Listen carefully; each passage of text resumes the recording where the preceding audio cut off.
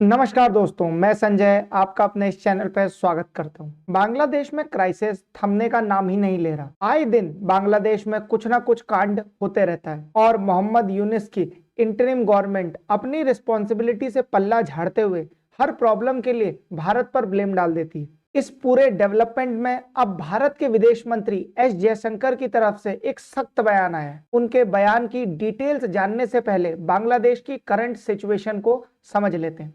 कुछ दिन पहले बांग्लादेश एयरफोर्स के कॉक्स बाजार बेस पर एक अटैक हुआ।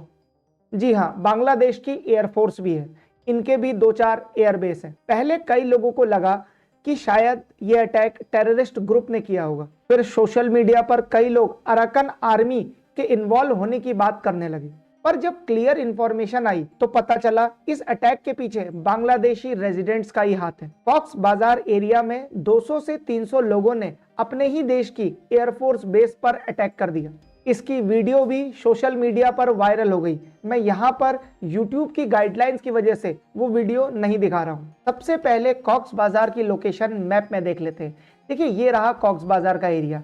ये एरिया म्यांमार के काफी पास है। ये एरिया राखीने स्टेट जो कि अराकन आर्मी के अंडर है उसके भी काफी ज्यादा पास है। इसीलिए इनिशियल स्पेकुलेशन में अराकन आर्मी को इस अटैक का जिम्मेदार ठहराया जा रहा था। बांग्लादेश की आर्म्ड फोर्स का अपना एक मीडिया विंग है, इसे ISPR कहते हैं, inter service public relation. ISPR ने ऑफिशियल स्टेटमेंट जारी करके ये बताया कि एयरफोर्स की तरफ से एक लोकल इंडिविजुअल को क्वेश्चनिंग के लिए बेस में डिटेन किया गया था। उसके बाद ये सब हंगामा हुआ। लगभग 200 लोकल रेजिडेंट एयरफोर्स के बेस के पास आ गए। उसके बाद उनके और एयरफोर्स पर्सनल के बीच में झड़प हो गई। पर एक व्यक्ति के डिटेन होने से इतना बड़ा अटैक होना, ये बात कुछ सही नहीं लग रही है। वैसे भी बांग्लादेश गवर्नमेंट ऑफिशियल्स की क्रेडिबिलिटी काफी लो है। पर यहाँ एक बात क्लियरली समझ में आती है, अगर एक व्यक्ति की क्वेश्चनिंग पर इतना बड़ा हंगामा हो जाए तो इससे साफ पता लगता है कि बांग्लादेशी सिटीजन्स का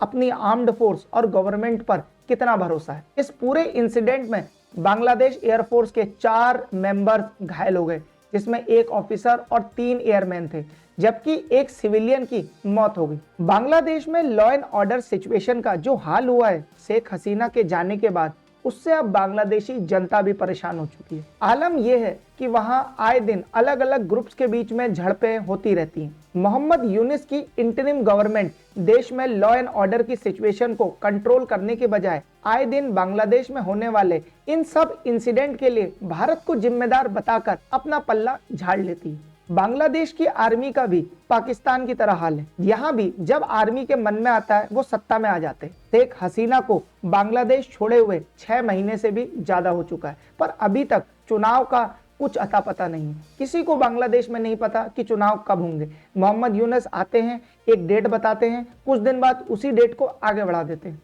बांग्लादेश में अगर जल्द ही इलेक्शन नहीं हुए, जल्द ही कोई लेजिटिमेट गवर्नमेंट नहीं आई, तो बांग्लादेश में क्राइसिस और भी बढ़ सकता है। फिलहाल बांग्लादेश की आर्मी लॉ एंड ऑर्डर को कंट्रोल करने की पूरी कोशिश कर रही है। इस बीच भारत के foreign minister doctor S Jaishankar ने बांग्लादेश की इंटरिम गवर्नमेंट को कॉशन करते हुए कहा है कि बांग्लादेश डिसाइड कर ले कि उसे भारत के साथ कैसे रिलेशन रखने हैं।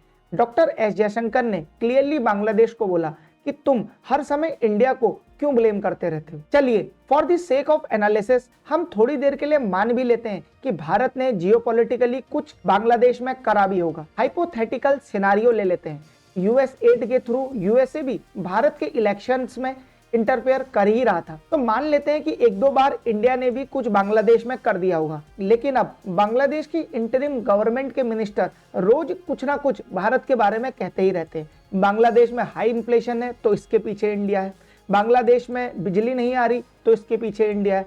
अब बांग्लादेश की सरकार अदानी को पैसे नहीं देगी तो क्या वो फ्री में बांग्लादेश को बिजली देगा? भाई उसने कोई चैरिटी थोड़ी खोली है, भाई वो बिजनेसमैन है। बांग्लादेश की पूर्व सरकार ने बकायदा अदानी पावर के साथ एक एग्रीमेंट साइन किया और उसी एग्रीमेंट के तहत पावर सप्लाई हो रही है। अब एक तरफ तो इन्हें पावर चाहिए और दूसरी तरफ इनके द्वारा पैसा भी टाइम से नहीं दिया जा रहा।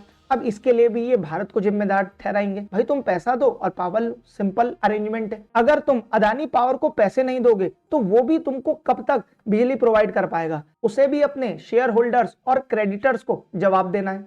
डॉक्टर एस जयशंकर ने क्लियरली कहा, you must make up your mind, in morning you want to remain friend with India and some of your government minister in evening make irresponsible statements. Doctor S Jaishankar के पूरे भाषण का gist देखें तो वो यही बात है, भाई सुबह तुम कुछ बोलते हो, शाम को कुछ बोलते हो। विदेश मंत्री के इस बयान को काफी सिग्निफिकेंट माना जा रहा है। डॉक्टर एस जयशंकर कुछ दिन पहले बांग्लादेश के फॉरेन अफेयर्स एडवाइजर तौहीद हुसैन से मस्कट में भी मिले थे। बांग्लादेश में पूरा मैटर आउट ऑफ हैंड जा चुका है, वहां एनार्की फैल चुकी है। क्लियरली किसी एक ग्रुप के पास भी, चाहे वो बीएनपी हो, यूनुस का ग्रुप हो या आर्म्ड फोर्स हो, फुल पावर नहीं है, जिससे वहां केओटिक सिचुएशन बन गई है। डोनाल्ड ट्रंप ने आते ही बांग्लादेश को मिलने वाली फंडिंग पर रोक लगा दी, जिसके कारण मोहम्मद यूनुस की बांग्लादेश पर पकड़ कमजोर हो गई है। अच्छा, ये बांग्लादेश में कोई पहली बार नहीं हो रहा। हिस्टोरिकली जब भी बांग्लादेश में ऐसी पॉलिटिकल सिचुएशन बनती है तो उसका रिजोल्यूशन इलेक्शन के बाद ही होता है, और अब भी इस पॉलिटिकल केओटिक सिचुएशन का एक ही सॉल्यूशन है, वो है इलेक्शन। जितनी जल्दी इलेक्शन होंगे उतनी जल्दी बांग्लादेश में स्टेबिलिटी आएगी। अभी बांग्लादेश की सिचुएशन डेवलपिंग और डायनामिक है, जैसे जैसे इसमें डेवलपमेंट होंगे मैं आपके लिए वीडियोस लाता रहूंगा। और अब फाइनली एक एमसीक्यू, माउंट डुकोनो अभी काफी न्यूज में था, यहाँ वोल्केनिक इरप्शन हुआ है। आपको ये बताना है ये कौन से देश में लोकेटेड है, यूएसए, जापान, इंडोनेशिया की चाइना। इसका सही आंसर आप मुझे कमेंट सेक्शन में दीजिए। जिसका भी आंसर ठीक होगा मैं उसके आंसर को हार्ट कमेंट दे दूंगा, ताकि बाकी लोग भी सही आंसर समझ पाए। अब मैं मिलता हूं आपसे नेक्स्ट वीडियो में। जय हिंद, जय भारत।